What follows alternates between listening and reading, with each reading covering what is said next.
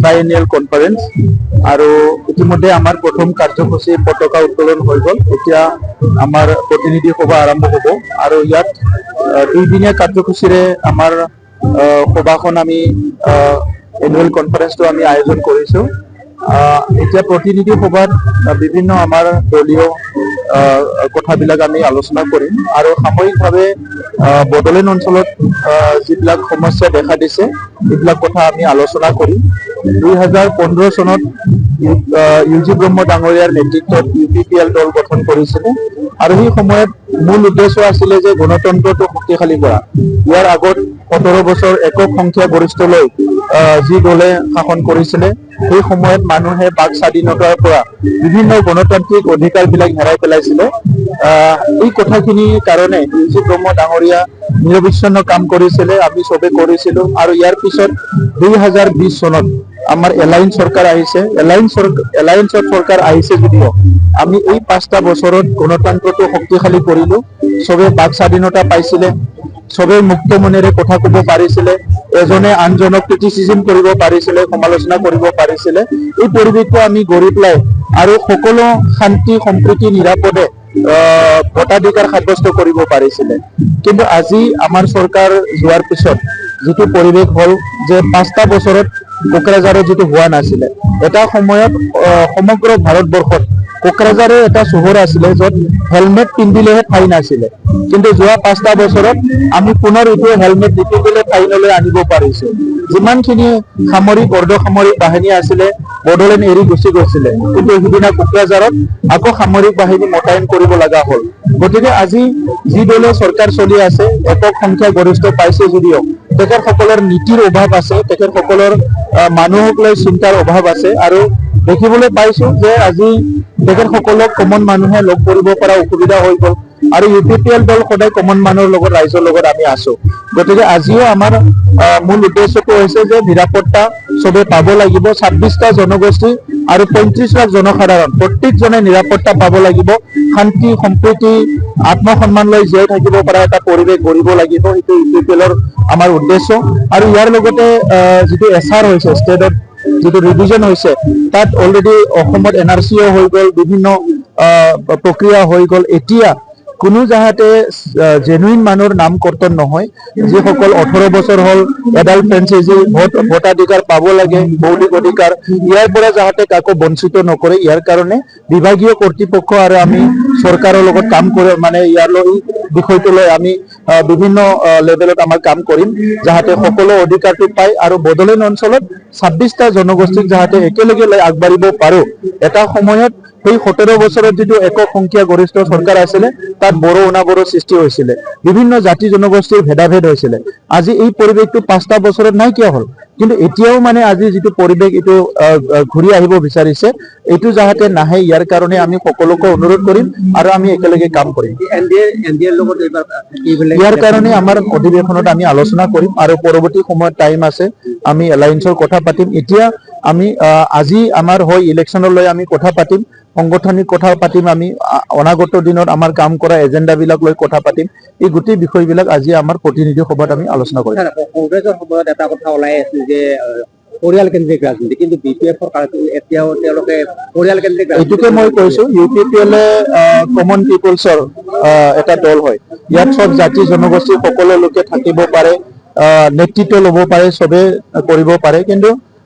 এতিয়া আমি দেখিছোঁ যে বড়োলেণ্ডতো ডাইনেষ্টি পলিটিক্স আৰম্ভ হৈছে। তো সেইটো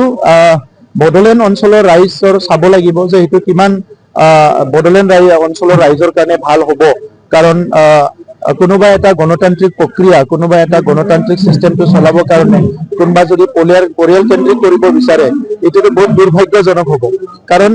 গণতন্ত্ৰটোৱে সকলোৰ কাৰণে, সেইটো কোনোবা পৰিয়ালৰ কাৰণে ব্যক্তিৰ কাৰণে নহয়। ৭৪তম অধিৱেশন UPPL-ত এতিয়া চলি আছে। ঘাইকৈ 4টা এজেণ্ডা লৈ পেলাই ইয়াতে আলোচনা কৰা হৈছে। প্ৰথম এজেণ্ডাটো হ'ল যিহেতু আমাৰ চলি থকা যি কমিটি আছে চেণ্ট্ৰেল কমিটি, ইয়াৰ ম্যাদ উকলিব আজি, গতিকে নতুন কমিটি গঠন কৰিব লাগে। তো অলপ পিছতে আমাৰ নতুন কমিটি গঠন কৰাৰ সিদ্ধান্ত ইয়াতে হ'ব। এইটো হ'ল প্ৰথম এজেণ্ডা। দ্বিতীয় এজেণ্ডা হ'ল যে আহি থকা অসম বিধানসভাৰ যে নিৰ্বাচন ইয়াক লৈ পেলাই আমি ৰণনীতি তৈয়াৰ কৰাৰ কাৰণে আজি এই আমাৰ 3 বাৰ্ষিক যে অধিৱেশন আছে ইয়াতে আলোচনা আমি অলৰেডি কৰিলোঁ আলোচনা বিবেচনা কৰি আমি যি আহি থকা নিৰ্বাচন আছে সেইটো কেনেকৈ ফাইট কৰিম আৰু কোনটো চিটবিলাকত আমি ফাইট কৰিম এইবিলাক আমাৰ আলোচনা হৈ গ'ল এটা কমিটিও গঠন কৰি দিয়া হ'ল গঠন কৰি পেলাই তেখেতসকলে চব মানে সিদ্ধান্ত তেখেতসকলে ল'ব এইটো 5জনীয়া এটা কমিটি আছে এই কমিটিটো কালি ঘোষণা কৰা হ'ব আজি যিটো জাষ্ট সিদ্ধান্ত লোৱা হ'ল আপোনালোকক সংবাদ কৰ্মীসকলক বা আমাৰ সংবাদ মাধ্যমৰ জৰিয়তে অহাকালি যিটো আমাৰ এইটো কনফাৰেন্সটো চলিব ইয়াতে আমাৰ কালচাৰেল ৰেলী আছে অপেন সেশন আছে আমি অহাকালি এইটো ডিক্লেয়াৰ কৰি দিম 3 নম্বৰত গোটেই অসমত আৰু বিটিআৰ অঞ্চলত যে special revision of electoral rules এইটো চলি আছে এই চলি থকাটো বহুত মানে আনফৰ্চুনেট হয় আমাৰ অসমত অলৰেডি এনআৰচি আপডেশ্যন হ'ল আমাৰ বহুত মানে বিটিআৰ অঞ্চলৰ বুথ কমিটিবিলাকত মানে জীয়াই থকা মানুহকে মৃত্যু বুলি মানে ঘোষণা কৰি তেখেতসকলৰ এগেইনষ্টত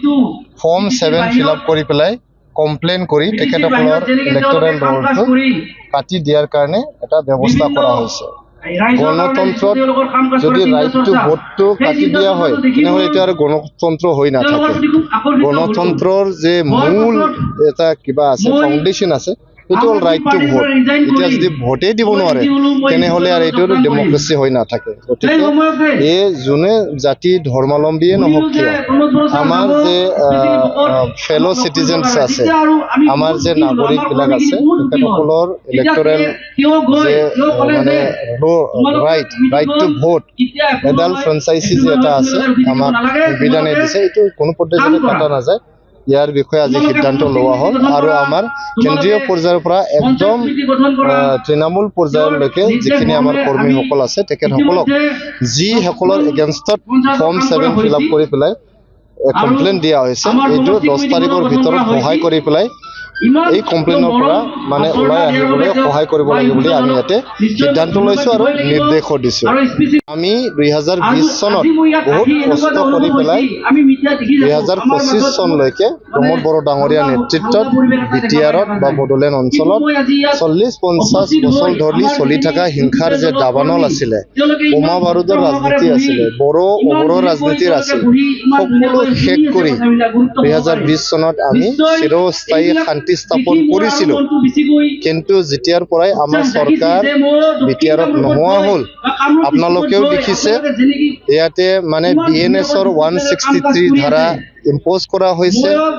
কোকৰাঝাৰত ছেক্ৰেটেৰিয়েটত এটেক হৈছে কোটবা ৰেলৱে ট্ৰেকত মাওইষ্টে বোমা দিছে কাৰিগাঁৱত নিৰীহ যুৱকক হত্যা কৰা হৈছে আৰু ঘৰ ভাৰি জ্বলাই দিয়া হৈছে মানুহ ৰিলিফ কেম্পত থাকিব লগা উপক্ৰম হৈছে আৰু ইণ্টাৰনেট সেৱা কৰ্তন কৰা হৈছে তো এইটো শুভ লক্ষণ নহয় এইটো ভাল ইংগিত নহয় আমি আজি সিদ্ধান্ত লৈছোঁ আমাৰ বিটিআৰত ঘূৰি অহা যে শান্তি এইটোত আমি কোনো পৰ্যায় কম্প্ৰমাইজ নকৰোঁ আৰু চৰকাৰত থকা নেতৃবৃন্দক আমি অনুৰোধ জনাব বিচাৰিছোঁ তেখেতসকলে এইটো নিজৰ দায়িত্ব নহয় বুলি নকোৱাকৈ নিজৰ দায়িত্ব নহয় বুলি নাভাবি নিজৰে দায়িত্ব বুলি ভাবি দায়িত্বটো পালন কৰি শান্তি স্থাপন কৰাত তেখেতসকলে যদি নেতৃত্ব বহন কৰে আমি UPPL অপজিশ্যন পাৰ্টি হিচাপে আমি তেখেতসকলক সহায় কৰিম আৰু যদি তেখেতসকলে শান্তি স্থাপন কৰিব নোৱাৰে শান্তি বজাই ৰাখিব নোৱাৰে ইয়াৰ বিৰুদ্ধে আমি গণতান্ত্ৰিক গণ আন্দোলন কাৰণে আজি আমাৰ যিটো চতুৰ্থ ত্ৰিবাৰ্ষিক যিটো অধিৱেশন ট্ৰাইনিয়েল কনফাৰেন্সত বহুত গভীৰভাৱে আলোচনা কৰা হৈ আছে মেটাৰখিনি আৰু আজি আৰু কালি আমাৰ দুদিনীয়া যিটো কাৰ্যসূচী চলি আছে কালিলৈকে আমাৰ গোটেই স্থিতিখিনি স্পষ্ট হৈ যাব 26ৰ কাৰণে আমাৰ যিহেতু দল এটা সুকীয়া দল ইউনাইটেড পিপলছ পাৰ্টি লিবাৰেল আৰু দল হিচাপে আমাৰ যিটো প্ৰস্তুতি চলাব লাগে গ্ৰাছৰুটত সেইখিনি আমি চলাই গৈছোঁ আৰু আজি যিটো কনফাৰেন্স এই কনফাৰেন্সৰ জৰিয়তে আমি গম পালোঁ যে আমাৰ ৱৰ্কাৰ্ছসকল আমাৰ যিসকল কৰ্মীসকল আছে তেখেতসকলে বহুত মানে উৎসাহ উদ্দীপনাৰে তেখেতসকলে কাম কৰি আছে ৰাইজৰ লগত তেখেতসকলে মত বিনিময় কৰি আছে, তেখেতসকলে সুসম্পৰ্ক ৰাখি আছে আৰু নিশ্চিতভাৱে আমি নিশ্চিতভাৱে আমি খাটাং হৈ আছোঁ যে বহুতখিনি সমষ্টিত আমাৰ এতিয়া অলৰেডি মানে ভাল হৈ আছে আৰু বহুতখিনিত আছে য'ত নেকি আমি আৰু ইম্প্ৰুভ কৰিব পাৰিম। তো তেনেকুৱাকৈ আমাৰ প্ৰস্তুতি অলৰেডি আৰম্ভ হৈ গৈছে। তো সেইকাৰণে আমাৰ UPPL দলৰ হৈ আমি বৰ্তমান দল হিচাপে আমাৰ শক্তিশালী কৰিব লাগে, আমাৰ দলৰ স্থিতি যিটো মজবুত কৰিব লাগে, ৰাইজৰ লগত যিটো সুসম্পৰ্ক ৰাখিব লাগে, কাৰণ ৰাইজে আমাক ভোট দিব। তো সেইখিনি প্ৰক্ৰিয়াত আমি আগবাঢ়ি আছোঁ। কিমানটা সমষ্টি 15টা সমষ্টিতে খেলিব আপোনালোকে? নাই, নিশ্চিতভাৱে এতিয়া ধৰক UPPL দল হিচাপে এতিয়া আমাৰ BTRৰ ভিতৰতো 15খন সমষ্টি আছেই, কিন্তু তাৰ বাহিৰেও এতিয়া আমাৰ ডিমাণ্ড আহি আছে। তাৰ বাহিৰেও প্ৰায় 10খন সমষ্টিৰ পৰা অলৰেডি বহুতে আমাৰ লগত যোগাযোগত আছে, তেখেতসকলে প্ৰাৰ্থিত্ব তেখেতসকলে বিচাৰি আছে,